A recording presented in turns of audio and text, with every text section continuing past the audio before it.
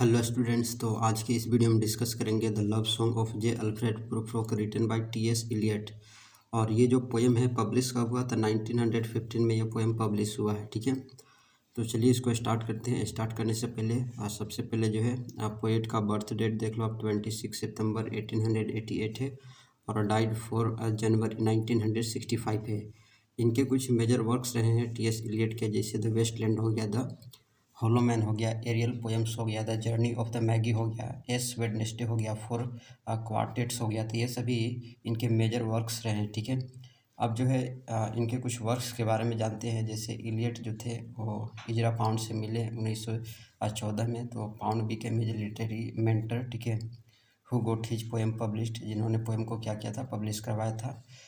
Eliot's first major poems the love song of J Alfred Prufrock was published at the Pound's insistence in poetry. ठीक है, तो इजरा pound का बहुत ही महत्वपूर्ण भूमिका है टी.एस. इलियट्स के पोएम को पब्लिश कराने में। ठीक है, a magazine of verse after Pound. ठीक है, persuaded the magazine editor Harriet Monroe. ठीक है, तो इसको जो है आप याद रखना। ठीक है, अब जो है इंट्रोडक्शन यानी अब शुरुआत करते हैं इस पोएम के समरी। ठीक है, तो the love song of J Alfred Prufrock was T S. Eliot's first important publication and it has been called the first masterpiece of the modernist in English literature. ठीक है, तो the love song of J Alfred Prufrock जो है वो T.S.. Elliot के द्वारा लिखा गया और फर्स्ट जो है ये इनका वर्क जो है माना जाता है। ठीक है, important publication and it has been called the first masterpiece. ठीक है, तो ये चीज़ through this poem Eliot presents the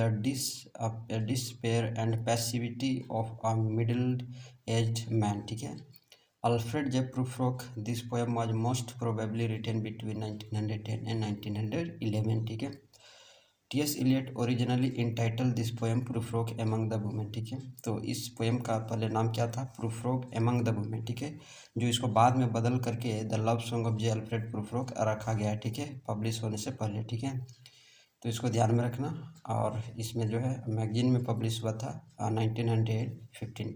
ठीक है, The poem is typically not only for the 20th century but of all ages. It deals with the emotional frustration and despair, the hollowness of human beings. ठीक है, The poem is written in the form of dramatic monologue. इस poem को dramatic monologue में लिखा गया है। ठीक है, अब जो है आप पोएट के बारे में जानते हैं टी.एस. इलियट। ठीक है, एज अ पोएट तो थॉमस ऑस्टिन इलियट फुल नाम है इनका, most commonly known as TS. Eliot. ठीक है, जो शॉर्ट में टी.एस. इलियट के नाम से जाने जाते हैं।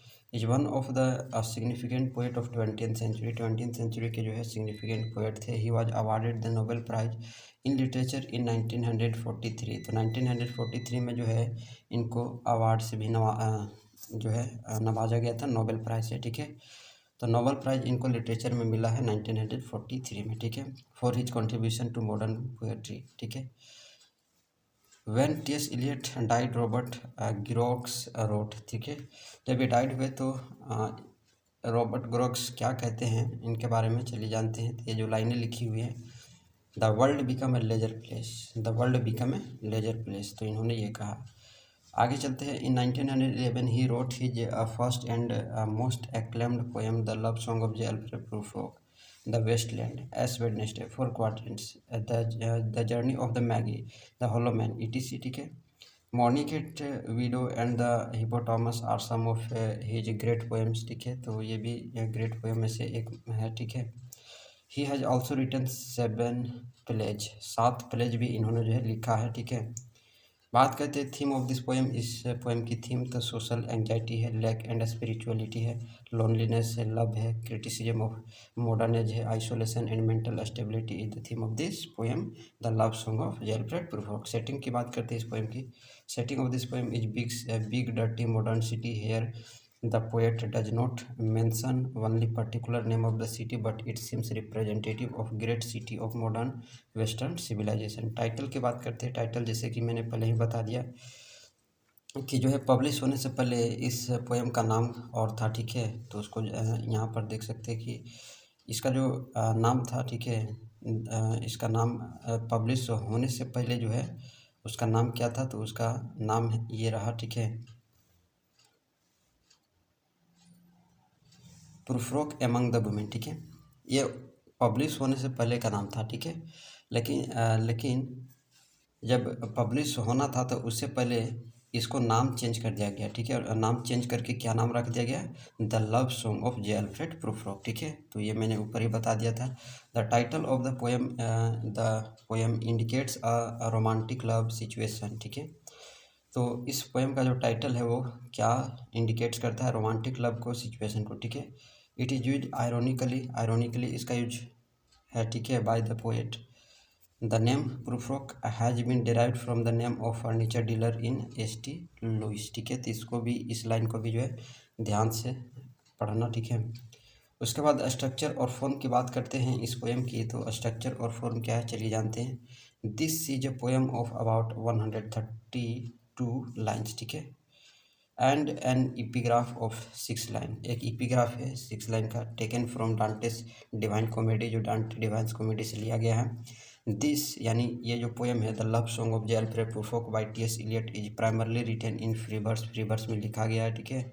This means that most lines do not follow a specific rhyming scheme और metrical pattern.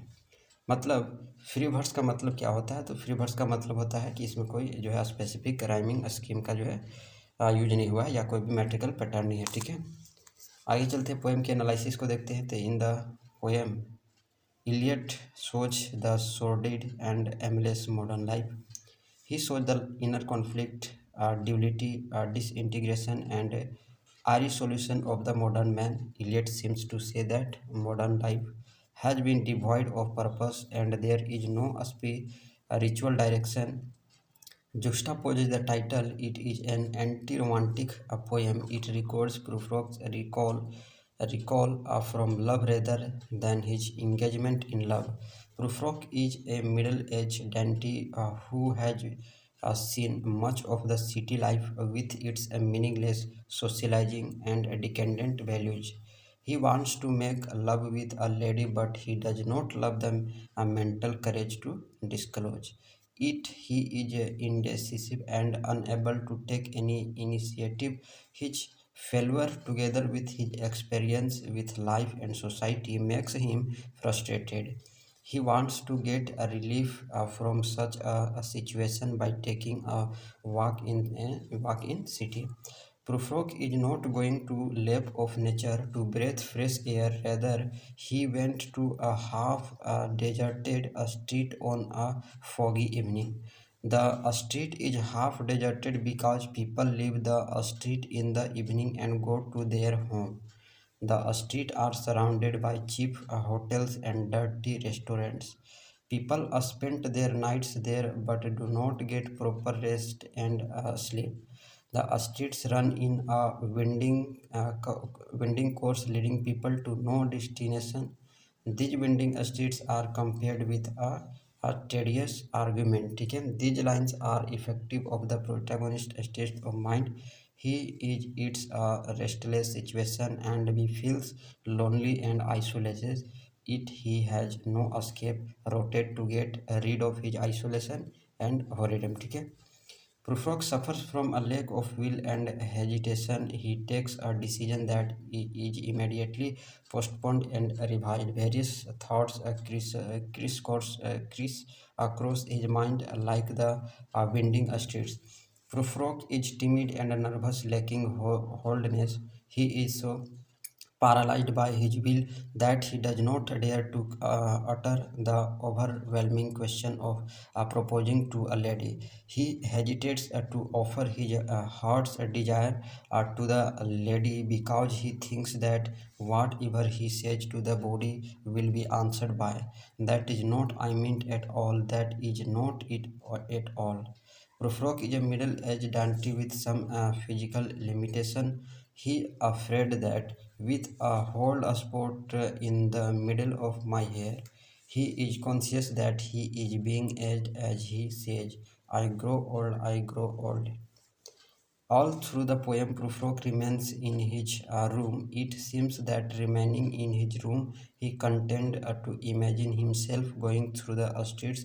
He wears clothes of the latest fashion to hide his age and to cover his boldness, yet he cannot gather the courage to after his love। ठीक है, तो ये चीज़ें जो है इनके बारे में है। ठीक है, और इसको आप अच्छे से देख सकते हो और पढ़ इसको सकते हो। ठीक है, लास्ट में कंक्लूजन आपको ज़रूर लिखना है। ठीक है, कंक्लूजन ये रहा। ठीक है, तो कंक्लूजन के साथ जो है आपको एंडिंग करना है। ठीक है, किसी भी नोट्स को बनाने के लिए और लिखने के लिए। ठीक है, तो जब भी आप एग्जाम में लिखो तो जो है लास्ट में जो है कंक्लूजन और ऊपर इंट्रोडक्शन, बीच में जो भी पूछेगा समरी पूछेगा समरी लिखना, क्रिटिकल एप्रिसिएशन पूछेगा क्रिटिकल एप्रिसिएशन लिखना, थीम पूछेगा बीच में थीम रखना। ठीक है, ऊपर में इंट्रोडक्शन। ठीक है, बेसिक कॉन्सेप्ट के साथ जो है कंक्लूजन को एंड करना है। ठीक है, तो इस तरह से और भी वर्क का नोट्स है इस चैनल पर, जा करके आप जरूर चेकआउट करना।